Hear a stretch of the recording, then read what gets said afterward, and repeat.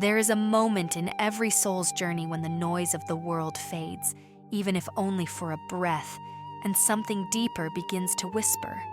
It is not a voice of the mind, nor a thought shaped by logic. It is older than memory, older than this lifetime, older than the body that carries it.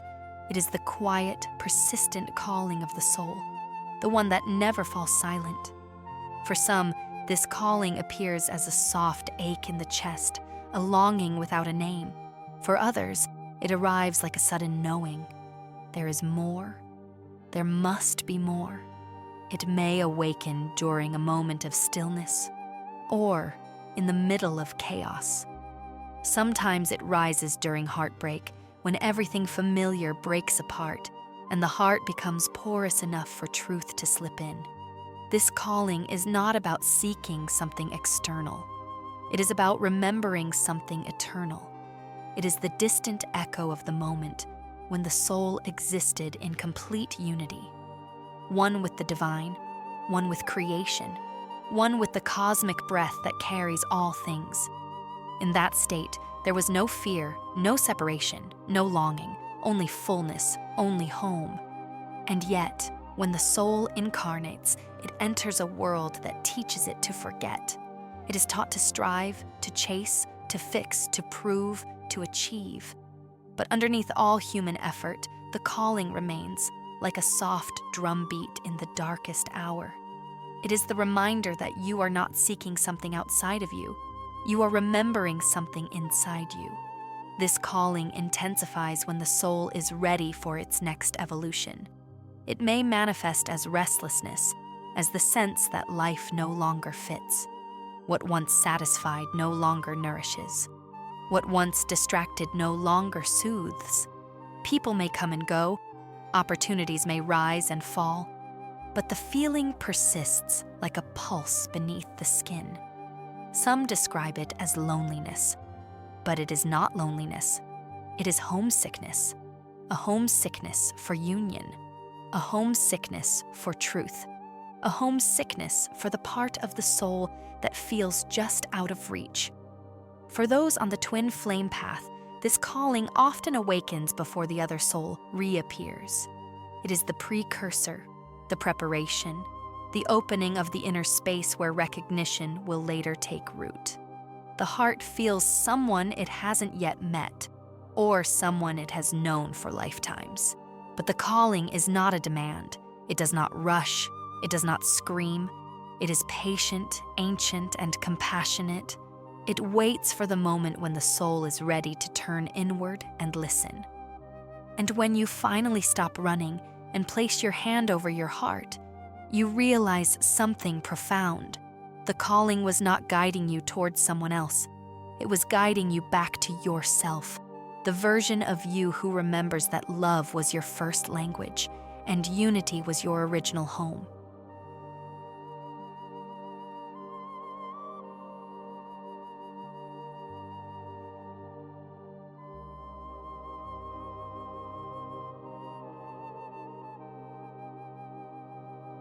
There is a kind of longing that does not belong to the human world. It is not the longing for a person, a place, or a moment that has passed. It is deeper than nostalgia and heavier than desire. It is the spiritual longing, a weight the soul carries when it remembers what the mind has forgotten. This longing often begins subtly, a quiet emptiness, a sense that something essential is missing.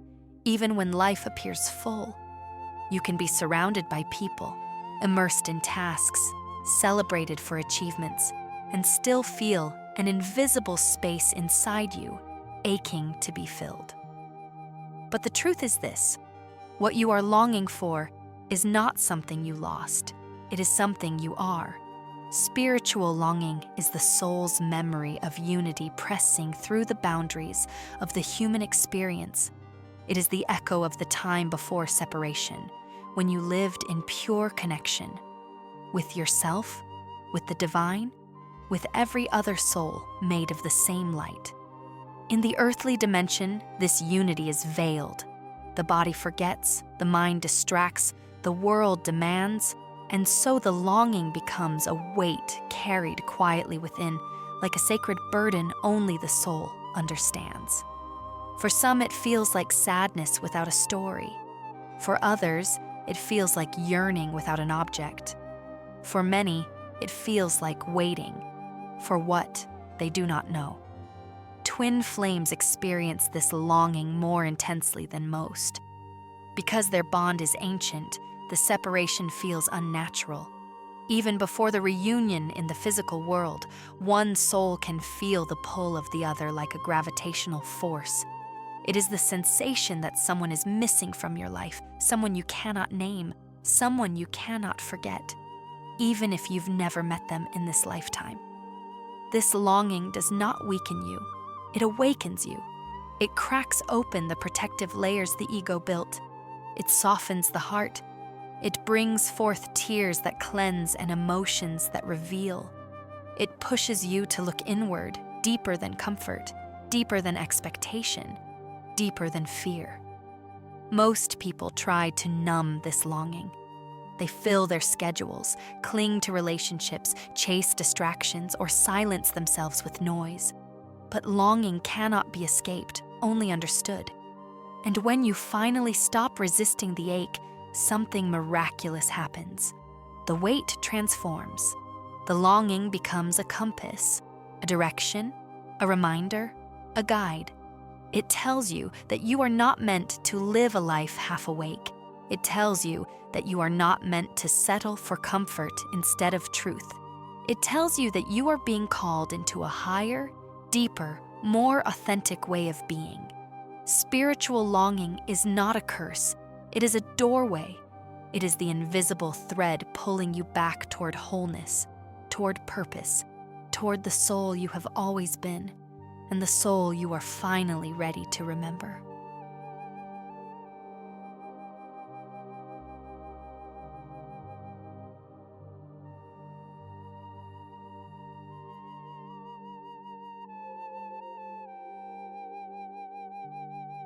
Before we were born into this world of form, we lived in a state of perfect unity, a place without boundaries, without names, without the illusion of separation.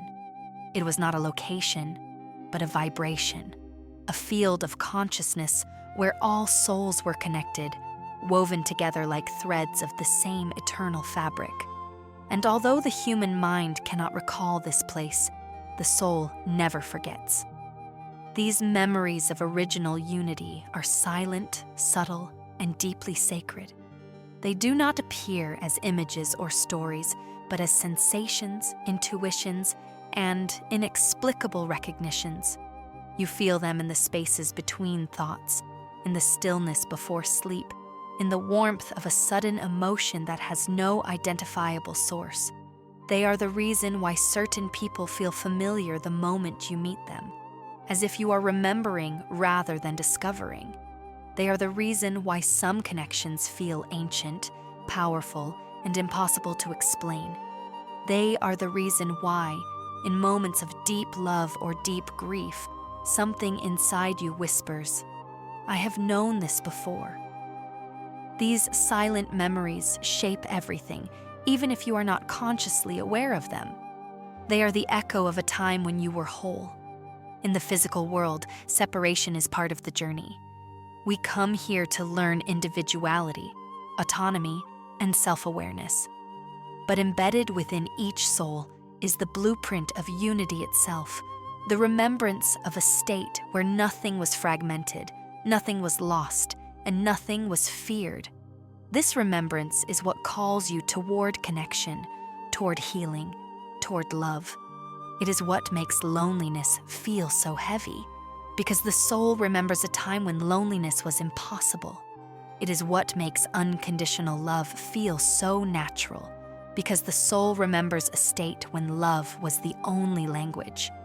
Twin flames feel these silent memories with extraordinary intensity. When they encounter each other, something ancient awakens, something older than time, older than form, older than this lifetime. There is no need for words. The recognition happens in the heart, in the energy, in the soul itself. It is not a meeting, it is a remembering. And yet, these memories do more than comfort. They guide. They remind you that separation is only temporary. They remind you that every step of your journey, even the painful ones, is leading you back toward wholeness. They remind you that the longing you feel is not a flaw, but a compass. In meditation, in silence, in stillness, these memories rise, not as noise, but as presence, not as confusion, but as clarity. They soften the inner struggle and dissolve the illusion that you are alone. Because in truth, you never were. The original unity still lives within you, a quiet, luminous truth waiting to be remembered. And each moment of awakening brings you one step closer to returning to the wholeness you have always belonged to.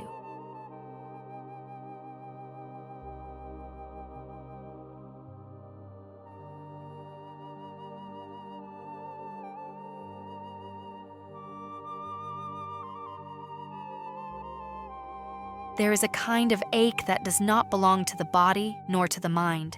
It lives deeper in the soul itself. It is the ache of feeling divided, as if you were once whole and somehow became split into two paths, two directions, two longings that never fully touch. This ache is ancient.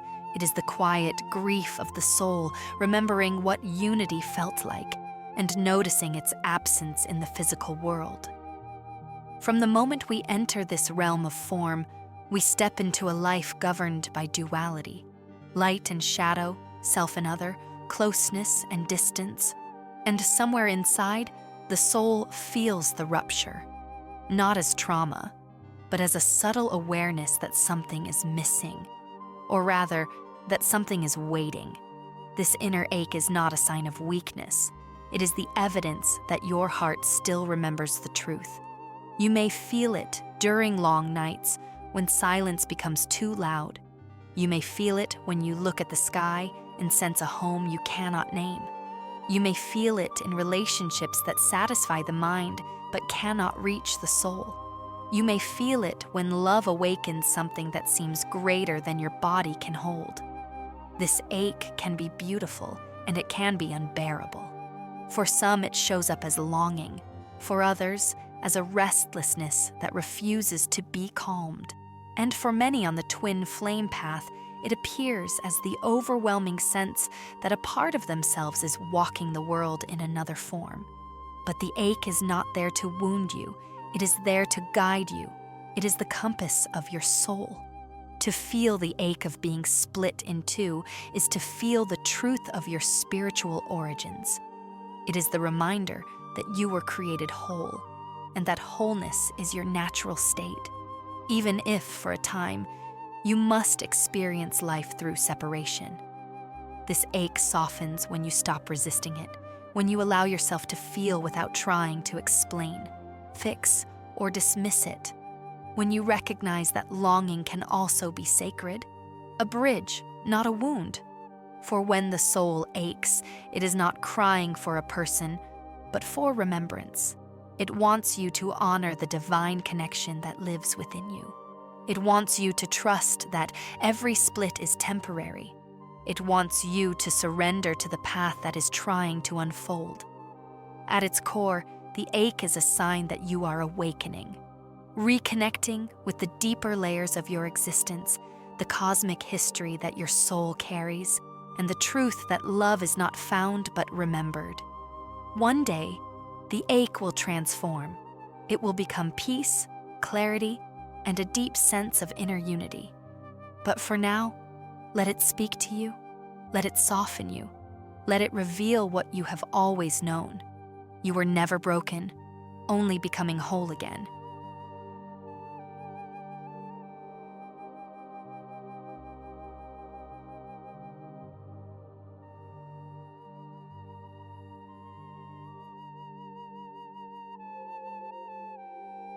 There is a hunger inside the soul that no earthly achievement, no romantic encounter, and no material success can satisfy.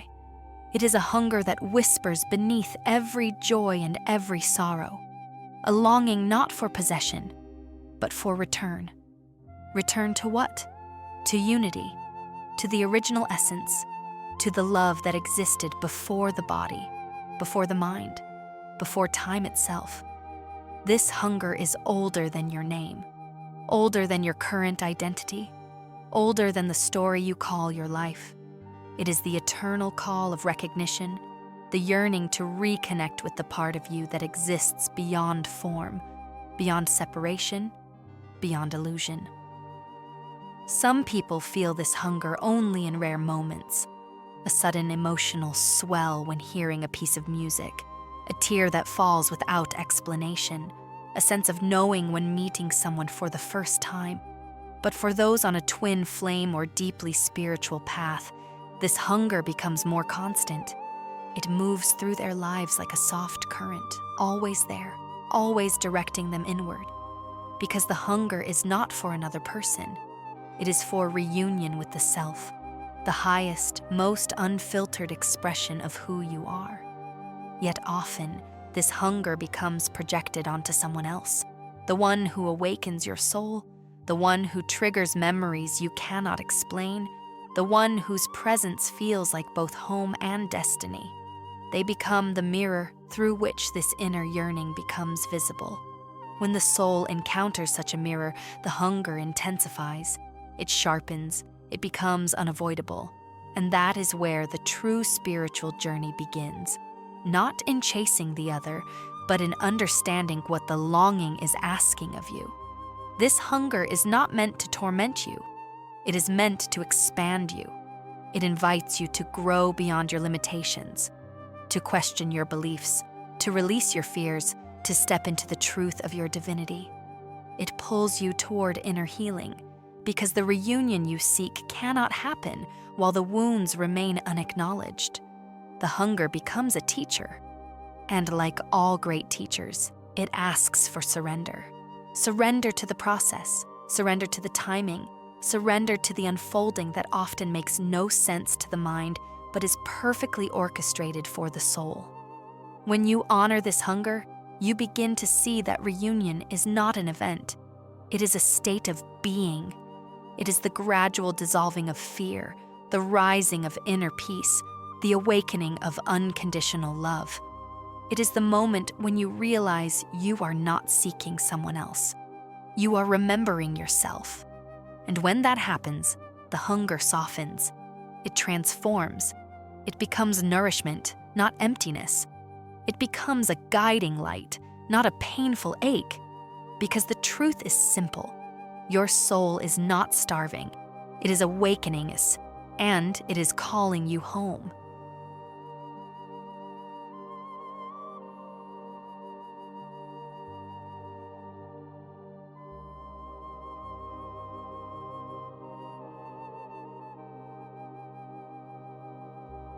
There comes a moment on every deep spiritual journey when longing alone is no longer enough.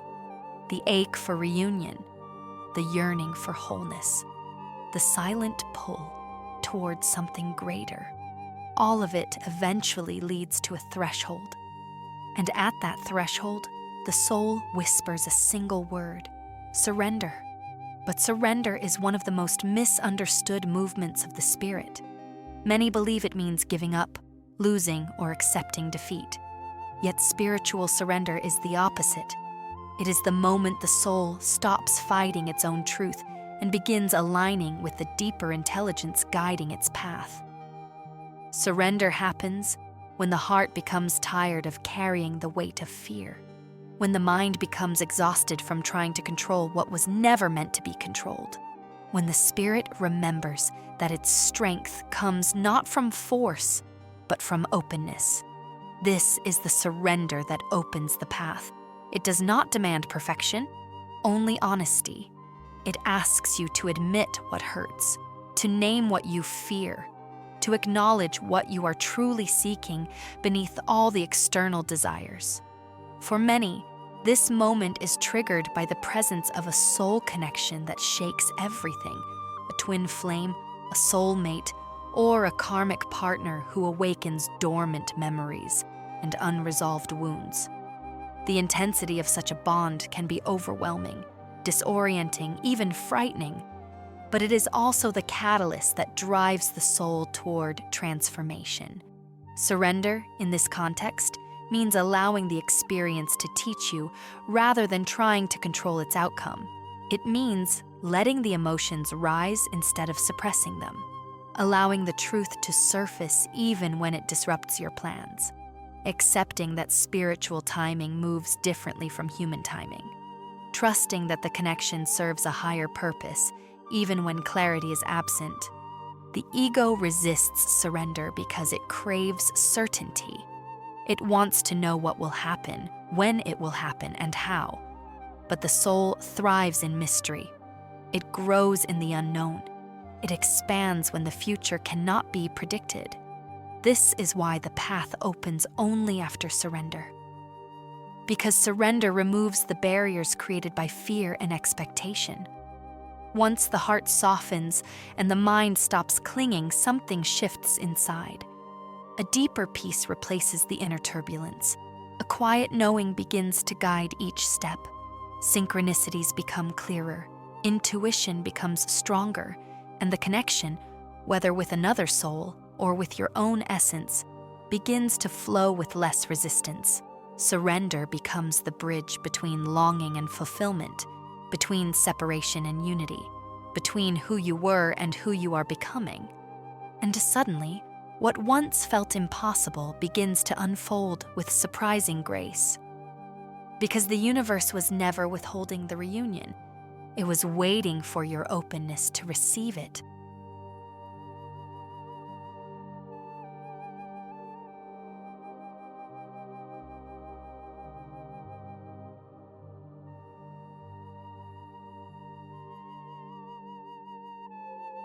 There comes a point on the spiritual path when longing, that deep ache for something beyond reach, transforms into something softer, brighter, and infinitely more expansive.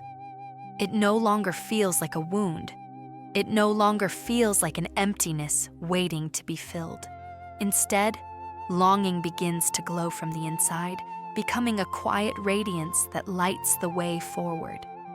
This transformation does not happen suddenly. It unfolds slowly like dawn dissolving the last shadows of night.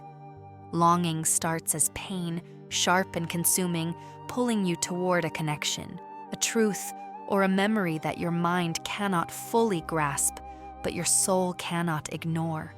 For a time it feels heavy, almost unbearable, a reminder of what is missing, a whisper of what once was, or what could be. But as the journey progresses, the energy of longing shifts, not because the desire disappears, but because you change. The heart begins to understand that longing is not punishment, it is guidance. It is the compass of the soul, pointing you toward your most authentic path. It is the echo of unity calling you home. And as you embrace this understanding, longing softens. It becomes more like devotion than desire, more like remembrance than yearning. You begin to see that what you were longing for was never truly outside you. It was awakening within you, slowly, quietly, insistently. This is the moment when longing becomes light. It becomes a flame that keeps you moving toward growth, a reminder that your soul is connected to something greater, a signal that the love you seek already exists within your own essence, a bridge between human vulnerability and divine truth. Longing becomes light when you stop resisting it, when you stop trying to silence it, when you allow it to speak, not through pain, but through clarity. You start noticing that longing opens the heart rather than breaking it. It stretches your capacity to feel, to love, to surrender. It teaches patience, humility, and trust in the unseen. Where you once felt only emptiness, you now feel expansion. Where you once felt only separation, you now feel connection. Where you once felt only ache, you now feel purpose. And in that shift, something profound happens. You stop longing for someone or something to complete you. Instead, you begin longing to embody the fullness of who you truly are. Your longing becomes an inner lighthouse, illuminating your path and guiding you through uncertainty. Not because you are incomplete, but because you are remembering your wholeness. In this way, longing, once a burden, becomes the light that leads you home.